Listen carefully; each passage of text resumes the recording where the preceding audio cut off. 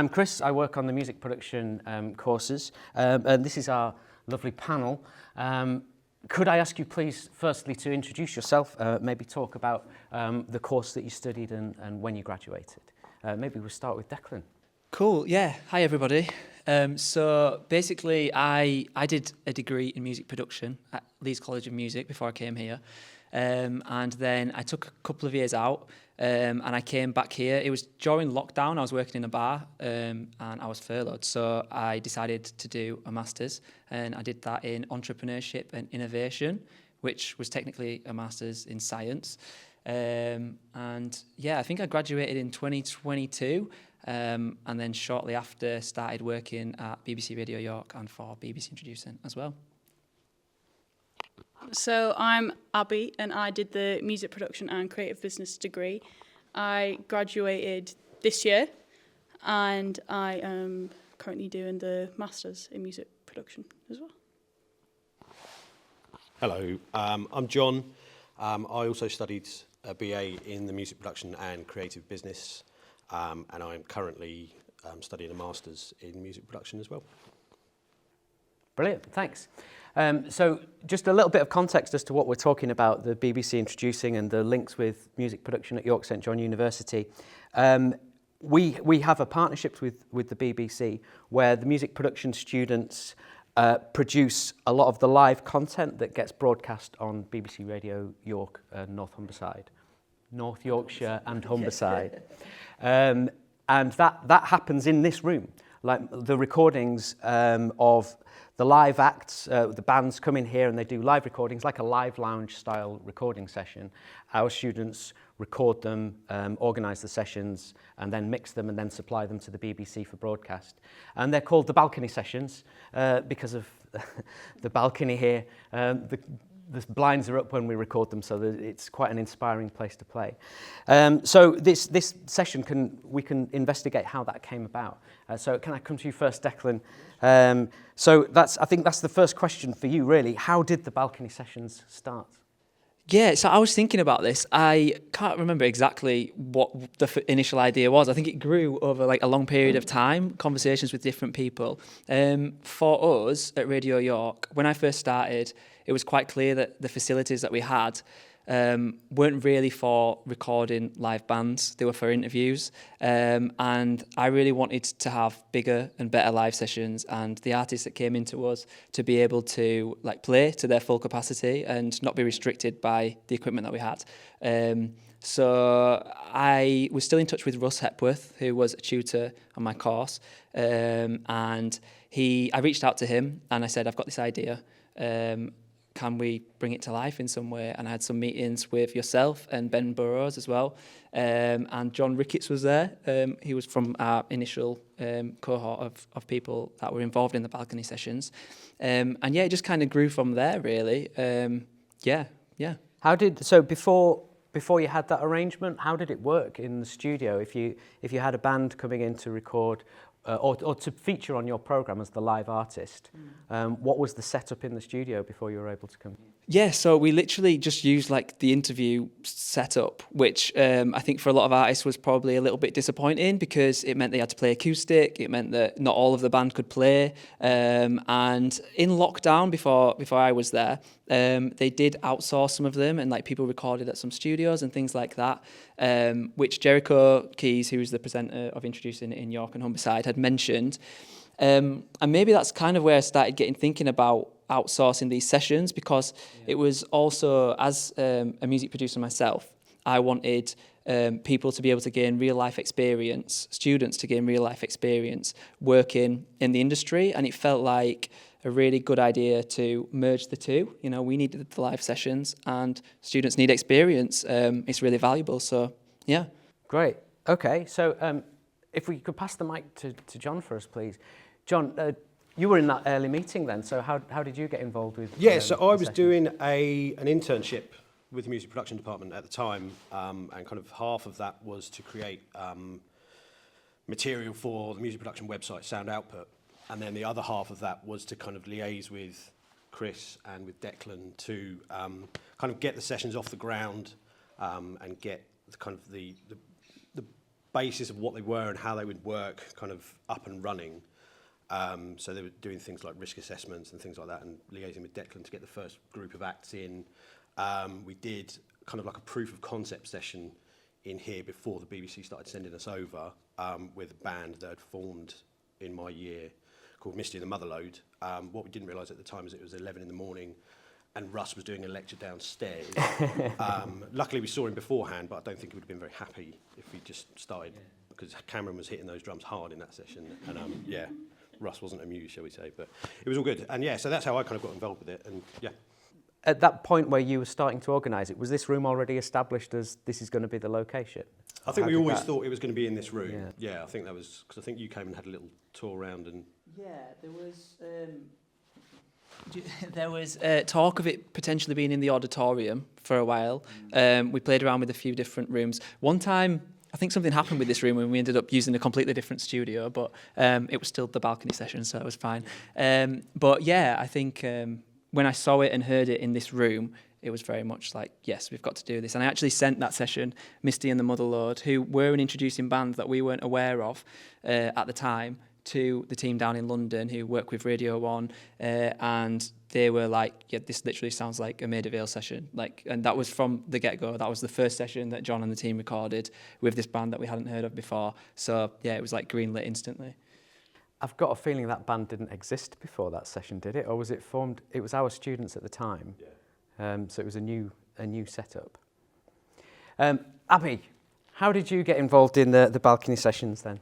So I first got involved what would have been July of last year, when I got an email from yourselves to our entire year group saying that these sessions were happening and they essentially needed a bit of extra hands, a bit of help for setting up equipment and just making sure everything was running okay, whilst these guys were like what would have been John and Cameron running the session, and then we were just helping with equipment. So that was how I first got started, and John left in, I think, September-ish time, and moved on to Masters, and that was when I then took over at the time as project manager, and then started organising them from there on out with then my team who had been helping with the sessions before that. Okay, so you were project manager. You were project manager first, then John for the first year, and then we have a new team for the subsequent year. Yeah. How would you describe the role then of the project manager for that? What were the tasks that you had to do? So many. It's sort of a little bit of a hidden role, I think, because we're not up front as the engineers, we're sort of behind the scenes, and a lot of the work we do doesn't necessarily happen on the day, it happens before and after. So part of it is liaising with Declan, making about getting tech specs for the bands, making sure that they have all the equipment and that we are able to set up for the type of way they want to play.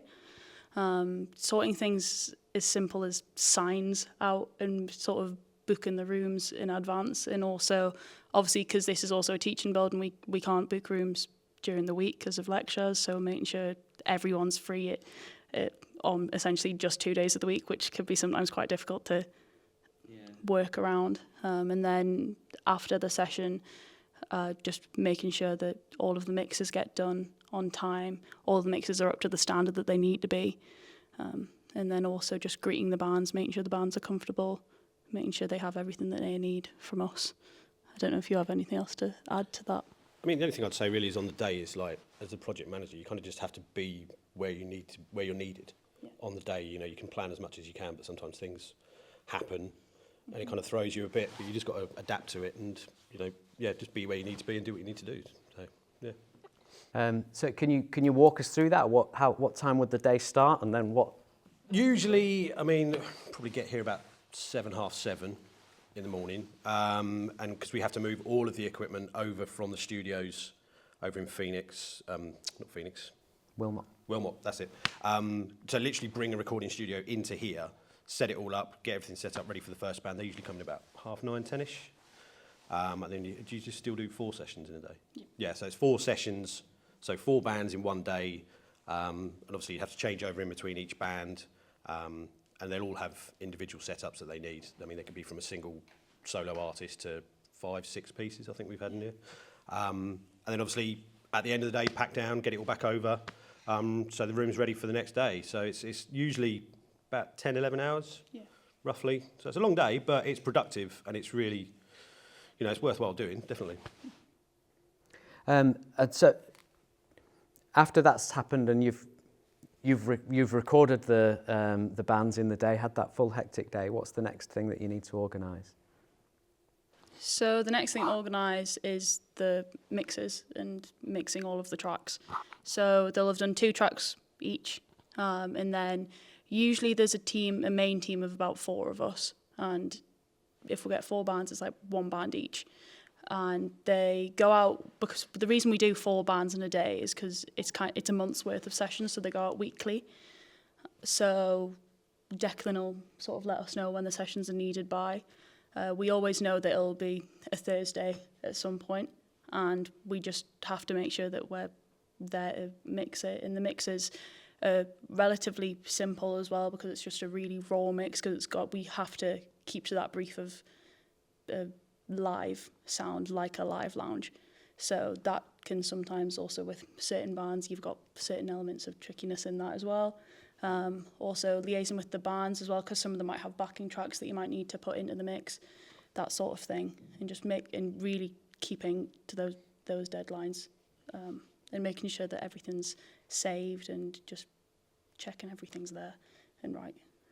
Brilliant. And then Declan, can you pick it up from there and say once you've been delivered the mixes, what happens with the Yeah, so and can I just say as well, like, we've literally never ever had 1 week where we've failed to get the tracks. Like, they've always been so organised and managed to get them on time and sound great every single time. And yeah, basically, I will take them from the email that gets sent across.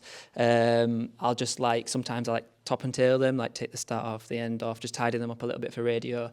And yeah, I get in touch with the bands to organise an interview in the studio.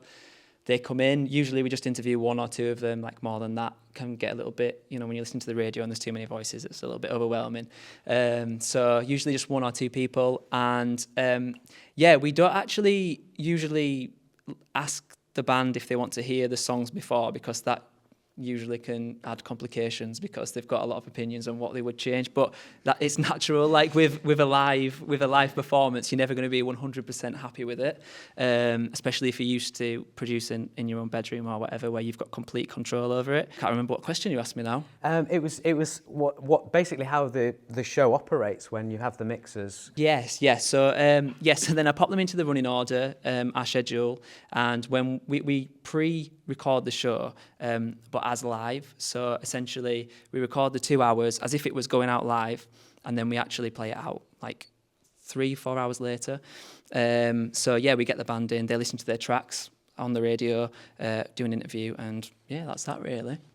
Are they actually sat there then when it's played, or when you say they don't listen to it? Does that mean you stop the interview and say, right, this is where we're going to play it, and then carry on and edit it in? Or? Basically, we bring them into the room, and when they're coming into the room, the first track's playing.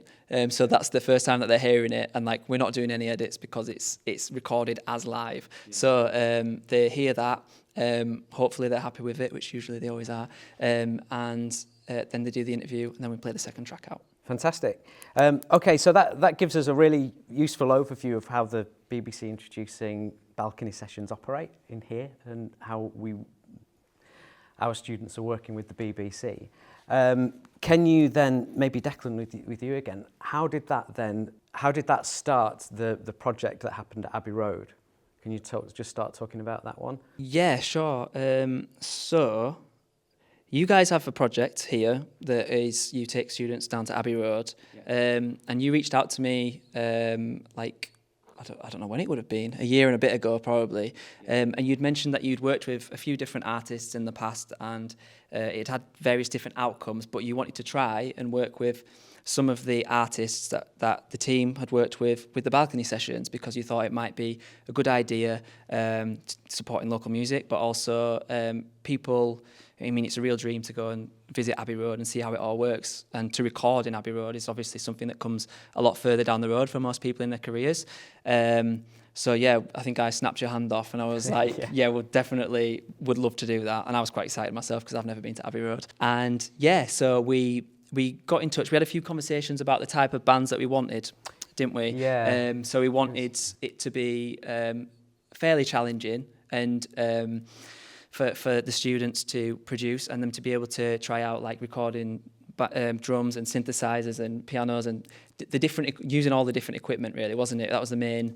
Just because of the opportunity for Abbey Road and because it sounds so great in Studio 2 and there's all the wonderful heritage instruments, the same pianos that the Beatles played are all there. So acts that could make use of that, really.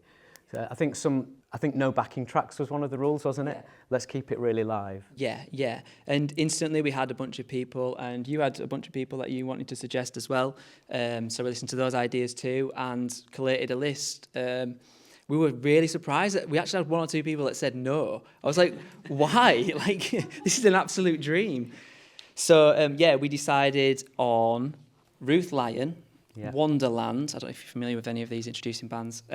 Wonderland, Beth McCarthy, who's like a superstar now. You've probably seen her on Instagram. Help me out here. Sam Johnson Trio and Kindlin, Laura Kindlin, who you already knew as well, didn't you, I think? Some of our students had worked with Kindlin before. Yeah. And Beth, actually. Okay.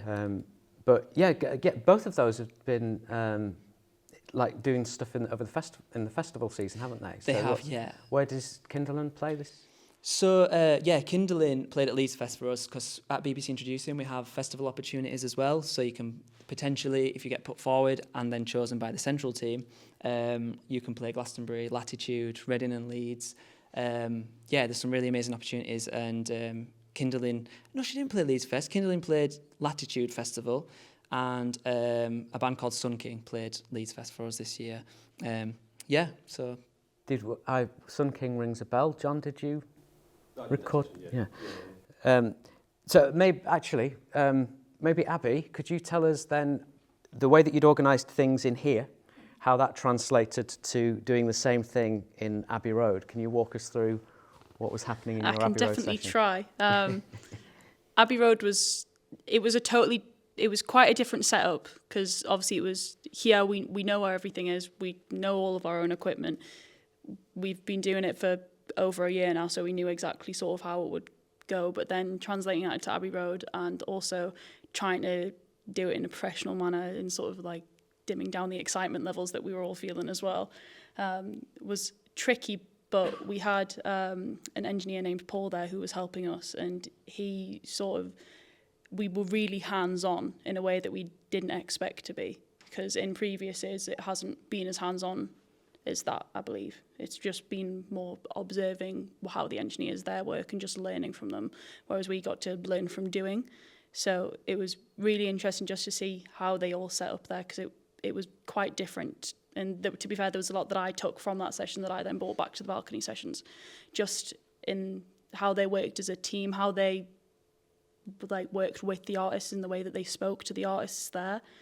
It was totally different, but our professionalism from how we are here and how we were in Abbey Road, that stayed the same, because I think we're very lucky in that the people who do the sessions were all quite professional, because we know we need to be and we take it seriously. So that translated into Abbey Road, and just making sure, for me, it was making sure that the artist was comfortable was my number one thing, because I suppose that's part of that project manager role.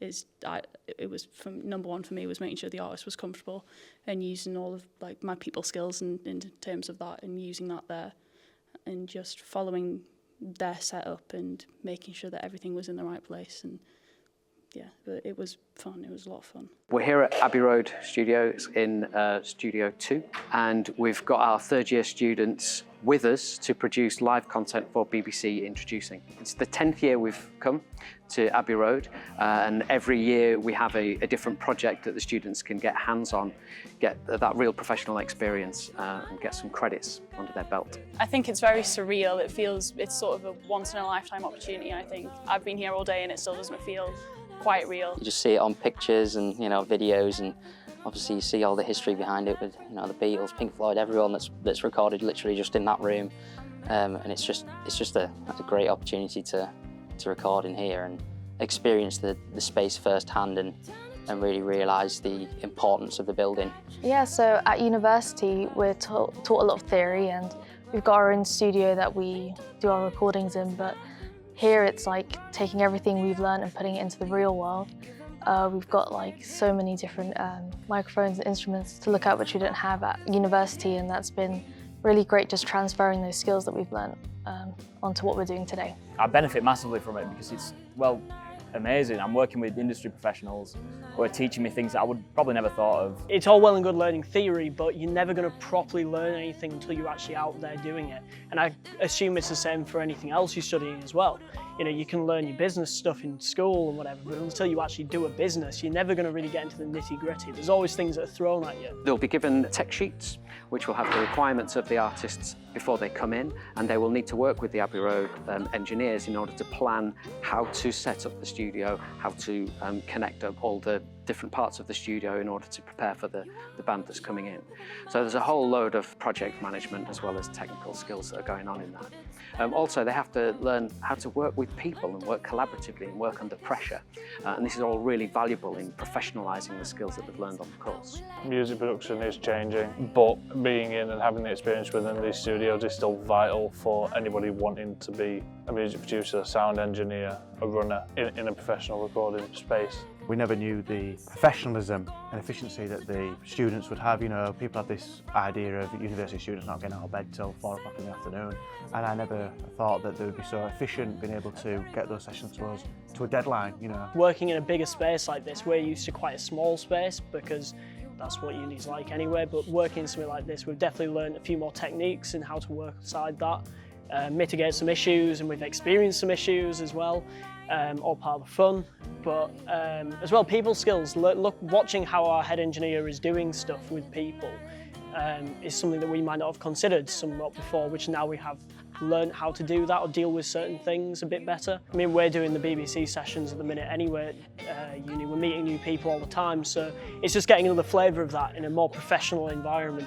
You can get a good recording, but majority of the time to get a good recording you need to make sure that the artist feels confident, they feel comfortable, and it's your job to make sure that they feel that. It's absolutely essential for us to come to a place like this. It's a practical course, it's an academic course, but the things that they're learning are about how they can work most effectively in the industry. John, do you have anything to add about your Abbey Road experience? You've been twice, right? I had been twice, yeah. Obviously, the first year I went was a different kind of scenario. We were doing more kind of like music to picture that time. I can't really comment on the Abbey Road sessions for the balcony session because obviously due to trains in England being as they are, I got there a bit late. So I kind of took a step back and let the guys who were meant to be in that session working kind of do what they did.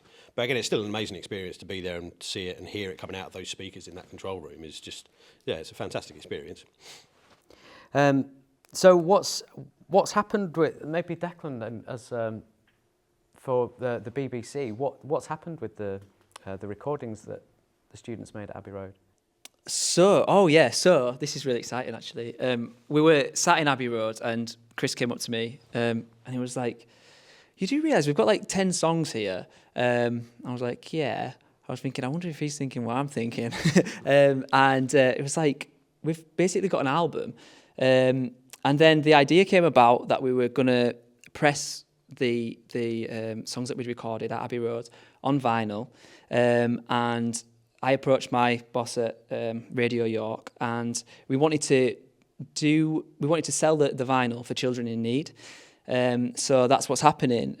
On Record Store Day next year, which is like middle of April, we're releasing a vinyl which is going to have all of these bands on, which means that all the producers, all the students, the engineers, everybody, the artists, everybody will be able to get their own copy of their own work that they produced on vinyl, which is a dream for any musician. Well, it certainly is for me. Recorded live at Abbey Road. Recorded at Abbey Road, yeah, exactly. It's been quite a long and complicated process because vinyl is a little bit long and complicated, but we're getting there and it's really exciting and well worth the time that it's taking to pull it together. We're also hoping I don't know if I've even told you about this yet, but we're hoping to have artists perform in, like, the 5 artists perform in 5 different record stores on Record Store Day and sell the vinyl, and hopefully people will be there, live audience, and yeah. Brilliant. Yeah, pretty cool there. That sounds really good, yeah. I just as you were saying that, I was remembering Beth McCarthy, who's one of the artists. She was playing with Alex. I can't remember Alex's second name. Lanyon? Yeah, but I saw him on stage at Glastonbury with Dua Lipa. I know, I couldn't believe this. I had no idea that... Did you know at the time? Yes, well, he got the call at the time that they were going to be headlining. Unbelievable. Yeah, so basically he was playing guitar with Dua Lipa. The guitarist that was playing acoustic guitar with Beth McCarthy for her session, and piano as well, he did a number on piano, was Dua Lipa's guitarist at Glastonbury in her headline slot this year, which was absolutely amazing. I saw it on Instagram and I was like, how did I not know about this? Like, I'm supposed to be a journalist as well, so I don't know. It's a bit disappointing really, but yeah. But it's great. That in terms of the narrative of the project, with like early career producers working with emerging artists, all the way up to the recording in Abbey Road and headlining Glastonbury. So it's a really nice narrative. Yeah. Okay, so like moving away from the balcony sessions, I suppose maybe we can start with John with this one. As a York St John alumni, what could you tell us a little bit about what you're doing now, your career at the moment? I mean, after I finished my BA and was studying the MA, I worked with Dave Young last year, helping teach some of the first years at York St John the introduction to the DAW module for the music production department. And then from that, I also recently started tutoring music production at an academy called Tanghall Smart in York, and it's a centre for young adults and teenagers who may need a little bit of help with their educational needs.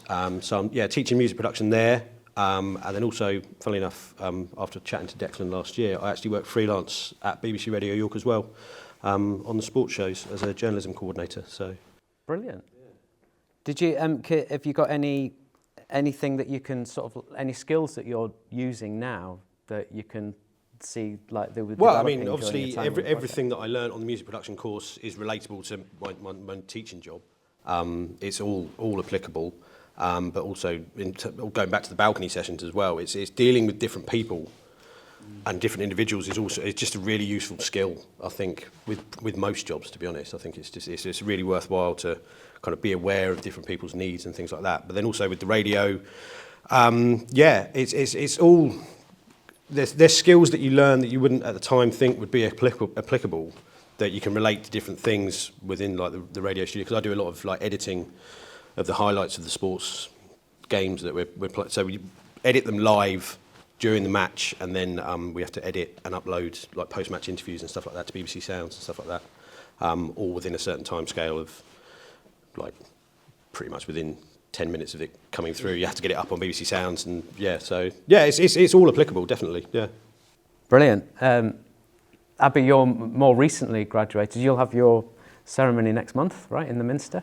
Yeah, in pretty much exactly a month, I'll have my ceremony for graduating. So can you so you're a lot closer to just graduating, but can you tell us where you are now in terms of your career, what you're up to? Yeah, so essentially actually very similar to John. I've just started the MA in music production, and I am also Dave's teaching assistant for this year for teaching the introduction to the DAW module, and that's essentially where I'm at. And I also work for Gear for Music as well in that, so yeah. Is there anything that you've pulled from your experience, maybe with BBC Introducing being the project manager, that's sort of directly influencing either your approach to the MA or? Yeah, it definitely. There's a lot that I've learned, especially from the introducing sessions. A lot of it comes from the business course, but it developed a lot more through the introducing sessions. Is time management is a huge thing, and being sort of being able to direct people as well. which is hand in hand with that teaching thing, which I probably wouldn't have been able to do as well had I have not been the project manager of these sessions, because I wouldn't have been able to have the confidence to direct people in the way that I do now. And yeah, the time management thing is huge, especially in the MA, because you're thrown headfirst in, and it's hard, but it's them deadlines that they're crucial and they're quick, and a lot of it is even more self-study than what third year on the music production course is. It's essentially just all self-study. You'll 2 lectures a week, and the rest of it's just self-study and a lot of project time management, just dealing with different people, dealing with different musicians as well.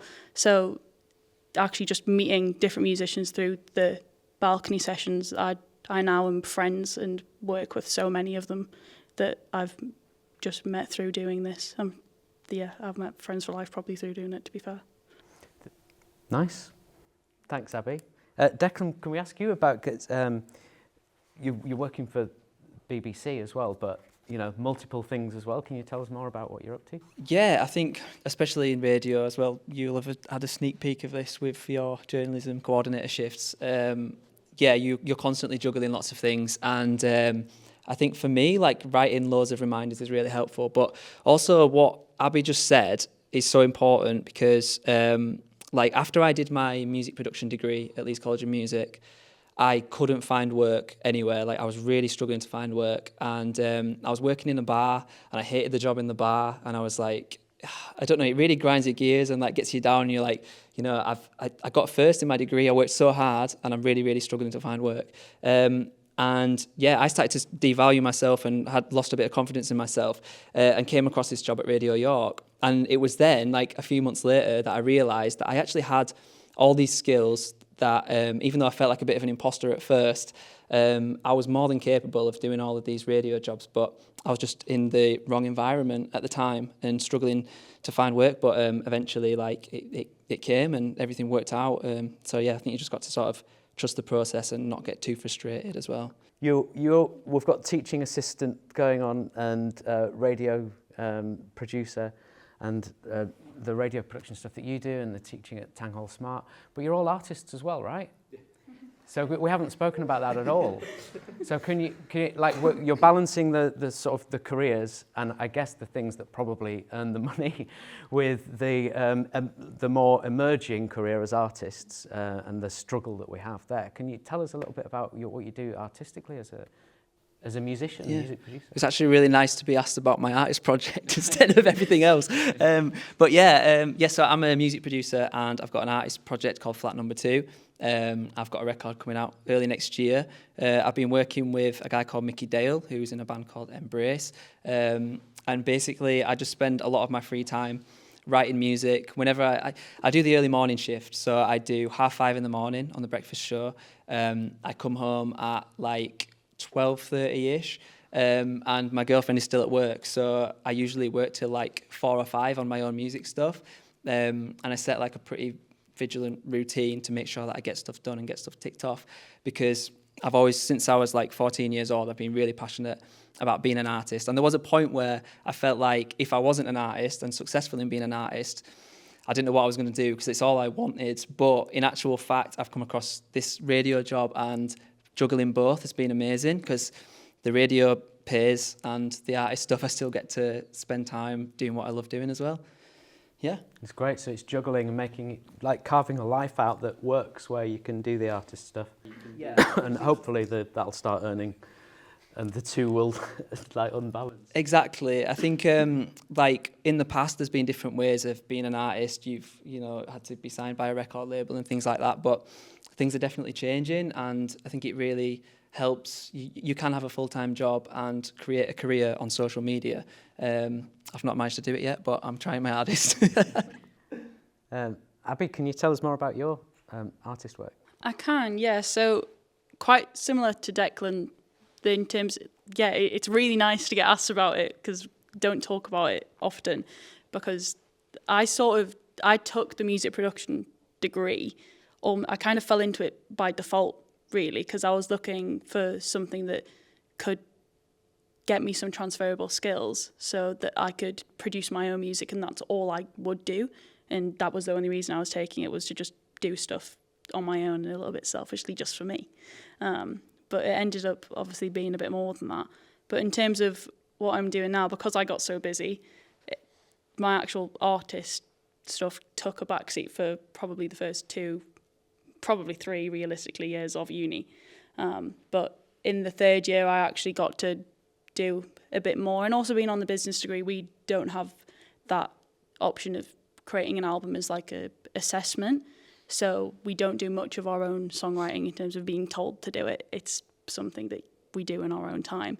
So now that I'm out of that and I don't have those sort of assessment deadlines for more of the written stuff, I'm actually doing my own stuff now and working with someone who's a 3rd year here as a guitarist for me, and just writing my own stuff, finally starting to perform again for the first time in 3 years probably, and just trying to get back on my feet with it all and starting up that project again, starting to learning that it's okay to work with other people as well, because I used to just me and just try and do everything on my own, but trying to actually work with other people now and other songwriters with it all.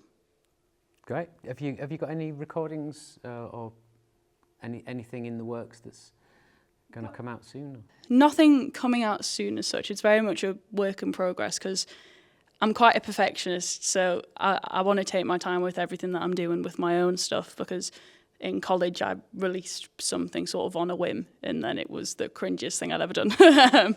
So I'm very much in terms of taking my time with it, because I've got a very specific vision in mind of what I want it to be.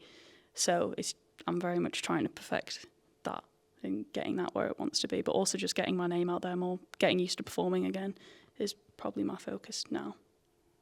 Brilliant. Thanks, Abby. John, your music that you're producing. Yeah, unlike these two, I hate talking about my own stuff, and I'm massively self-conscious about it. But yeah, I write music under an alias Sonus, and it's kind of a mix of electronica, techno, and kind of classical elements as well. And I'm currently working on kind of like a full live AV set that hopefully I'll be taking out at some point to some places to be confirmed. Yeah, but in terms of like writing whilst I was at uni, I'm always kind of sat in front of the computer, either writing something intentionally or just messing around, or just so it's always kind of something that I do. But then also, and I think it still is artistic, like in terms of I work freelance and I've done a few bits of kind of like sound design for film and scoring to picture and stuff, which I still find as fun as creating something as an artist as such. So I mean, it's kind of like that balance of, even though it's technically work, it's the fun side of work as well, as opposed to just paying the bills. So yeah, that's me. Yeah. Brilliant. Okay, thanks all. It's really nice to hear about the work that you're doing artistically. I think I'll ask maybe one last question, and then see if anybody in the room's got any other questions for you. We'll have a little Q&A. And then we can draw this session to a close. But just bringing it back to the fact that you're all YSJ alumni. So am I, actually. I graduated in 2013. Can you maybe thinking where you are now and your experience on BBC Introducing, can you say maybe what the most relevant project or module that you did on your course here was that gave you whatever transferable skills you're applying now?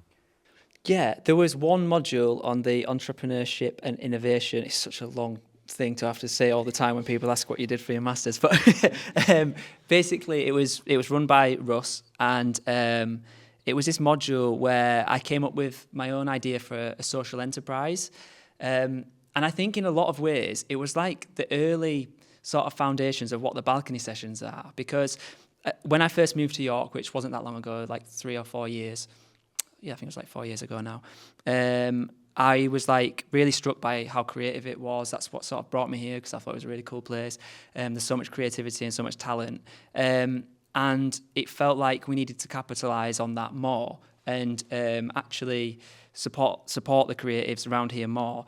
So I came up with this idea after I had like 4 coffees from Starbucks one day, and I stayed up till the early hours of the morning, and I came up with the entire plan in an evening, and it was this like music venue that would be like, it would be funded by the bar. It was very complex, but it was a cool idea, and there'd also be like a recording studio element attached to it as well, and that became like that was my project for a lot of the masters that we did, and I actually even tried to bring it to life with the help of Russ at one point, and I made a complete comprehensive business plan to propose as well with another guy that I met. It was all completely online because it was locked down as well, so. Yeah, I'd never even met Russ until Abbey Road this year, which was interesting. Oh, really? I didn't know that. Yeah. Just face to face, you just all talked online? Yeah, we just talked on Zoom, so I was surprised at how small he was, yeah. Not at all, no. That's me. Okay, great. Abby, what if there's any particular module or project that you think that's sort of had the biggest impact on what you're up to now? It's a tricky one. It's probably, from a module perspective, probably that the actual creating a business which is what Russ taught both me and John.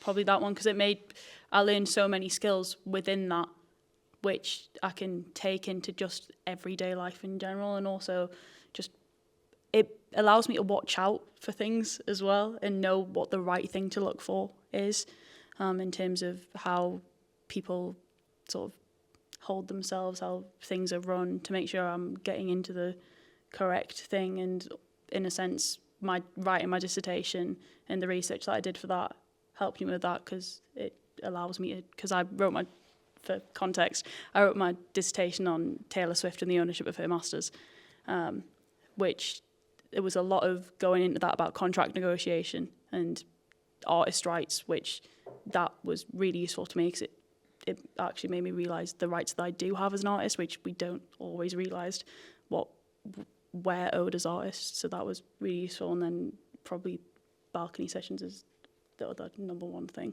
that has been, second to none in terms of how useful it is. Brilliant. Just to add to that, if anybody's interested in reading Abby's dissertation on Taylor Swift's Taylor's versions, we've just put it on soundoutput.co.uk. So if you go to soundoutput.co.uk, you'll be able to read it. John, can you remember the question? There's a couple for me. I think personally for me, because all of the music production I'd done before I came to university was on a computer in the box. So actually learning about basic things like microphone techniques, how to do all that kind of stuff in a recording studio was really useful. And especially nowadays, because I'm actually teaching it to other people, those skills that I just wouldn't have had if I hadn't studied music production here. And then to end on a really boring one is actually the time management module that we used to do. It's actually really useful, and working, especially doing a couple of jobs to pay the bills and then working freelance as well. You're spinning plates quite a lot to kind of get everything done, and it was actually really useful to get a system in place and use it. So yeah. What is your system based on? I couldn't tell you that. It's just about and it's applicable to kind of most aspects of university. Is kind of soft deadlines is the main thing. And it's really boring to talk about, but it's really useful. Set yourself soft deadlines, and if you hit them, happy days. You've got some spare time to maybe do something else or do something fun. So yeah. Brilliant, fantastic. Thanks all of you. And this is now the section that we've got on my piece of paper as Q&A session.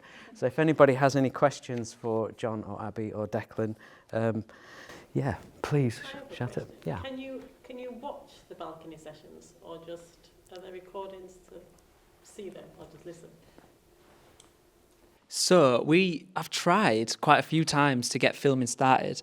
For various reasons, it's not always worked out, but we're trying again. We've got a new apprentice that's coming to work with us, and we're going to try a really simple setup. A few of the problems that we had before were that having more people in the room, there's more noise, and also some artists were sort of performing to the cameras rather than the priority, which was performing for the radio. We're thinking of maybe trying to set up just an iPhone in the corner of a room that's quite inconspicuous, and hopefully we'll get just a really simple visual recording. But all of the audio clips are available on BBC Sounds if you type in Introducing in York and Humberside. So they're there every week. Yeah. Is there Is there an individual page just for the balcony sessions, I think? There is now, yeah. Yes, yeah. Yeah, we've got our own page, so you can go through them. Like, it was kind of inspired by, I really like watching through the Maida Vale sessions that like Radio 1 and Six Music and people like that do. And you can just like really nerd out and just watch like one after the other. So that was the idea. You can go onto the homepage and just click through them all. Yeah. Brilliant. So there's room to expand the project. Definitely. It feels like it's constantly expanding, which is really exciting. And that's because everybody is allowed to have their own creative ideas, and people come up with new ideas all the time, yourself, Abby, John, and it's what makes the sessions what they are, people being passionate and creative about it. Brilliant. Thanks, Declan. Thank you. Does anyone have any other questions? Helen, yeah? Thanks, Chris. It's really interesting to me that you're all graduates from here, including yourself, Chris. Yeah. You've just asked everyone about being an artist and a creator, so can I throw the question at you, and can you share with us some of the work you're doing as well? As an artist? As an artist, as a musician, as a lecturer, your whole thing. Oh, wow. Basically, like you've just done with all of the alumni. Okay. Doing the same things back at. No, I haven't thought that through at all. Okay, as an artist, I produce records for a couple of bands. One of them's called Mostly Autumn. It's Pink Floyd-esque, big-scale classic rock. There's 7 of us in the band. The live shows have big projections and things, and we tour around like the UK and Europe primarily. So that takes up some of my creative energy. I'm doing a PhD at the moment, and the focus of that is on my band called Halo Blind. We sound like Radiohead, so a little bit more introspective and self-indulgent, if I'm quite honest. But I have the new album for that. I'm nearly finished, but I've been nearly finished for about a year and a half. But I perform a lot as well as a solo artist, just acoustically in pubs around town, playing sort of folky stuff and country stuff and rock stuff and things like that. So I keep quite a busy diary with that. I'm the course leader of music production BA, and so that's a recent change to my work here. So I'm just sort of learning the ropes on course leadership, but I've been lecturing for maybe 10 years, I think, now here. Generally, songwriting and production's my main things that I'm teaching. Yeah, thanks, Helen. Does anyone have any other questions? It was more of a thing of going, I just wanted to know, it's a bit of a tougher question maybe. Do you all have like a favourite balcony session thing? It doesn't have to be because of the music. Sorry. But also you mentioned that you did one by yourself. Like you could, like, did you have a favourite one in particular that you've done or been part of? I do, yeah. That was very quick, but yeah, to be fair, the first one is always, like the first balcony session that I did, it'll always like stay with me, because even just the first one that I just helped out with, it is always like a reminder. But in terms of artists, it will have been an artist that we had more recently, and it was an artist called Sephi, and yeah, they were sort of this like R&B funk type of music, and it was also, that was the session that I was, other than like people helping me with setup, I was predominantly running myself from an engineer and project manager perspective. So the session on the whole was a little bit more special to me anyway, and I got an amazing musician out like to perform for us as well. So yeah, that will probably be my favourite.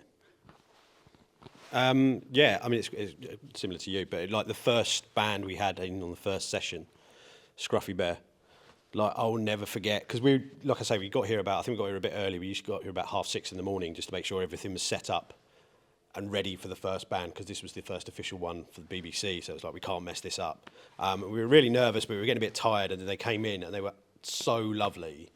And then I can't remember the name of the song that they started with, but she sings the first 2 lines a cappella, but she absolutely belted it. Can you remember which song it was? Stories of Strange Women. That's the one, yeah. And it just woke everyone up, and we were like, right, okay, these guys are not messing around. And they absolutely smashed the session, and each band that day did, but it was just like, yeah, that first moment of like, this is going to work.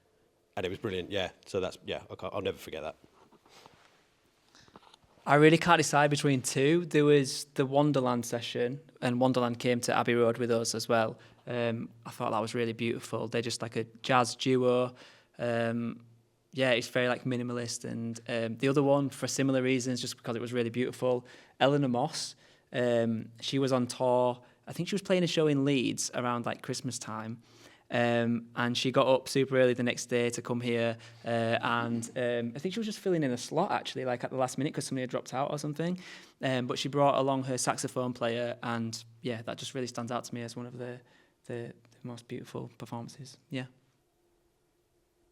Scruffy Bear, Eleanor Moss, Wonderland, and Seffi. Seffi's the one I haven't heard of there. Quite recent, wasn't it? Yeah, it was only about, I think that one was only about 2 months ago. Okay. I think. And then, to be fair, there was one more favourite, which will have been Sam Johnson Trio, which was like this really slowed down jazz trio that they're just so good. Yeah. they hit the nail on the head every time. Brilliant. I think, well, the Scruffy, because like at the start of the project, when we were like, I don't know if this is going to work, the Scruffy Bear thing. There was another band, that Sun King was that first session as well. Yeah. So that was, listening to those two, that's my sort of like the biggest memory. Is like, wow, that sounds great. The room sounds great. You know, the producers have done a great job of, you know, miking it all up and mixing it. It sounded brilliant. Yeah. Really well chosen acts and everything. So that first session, really. Brilliant. Great. Any other questions? No? Fantastic. Well, thanks everyone. If we can say thanks to John, Abby and Declan for sharing your experiences as alumni on the BBC Introducing project. Thank you very much.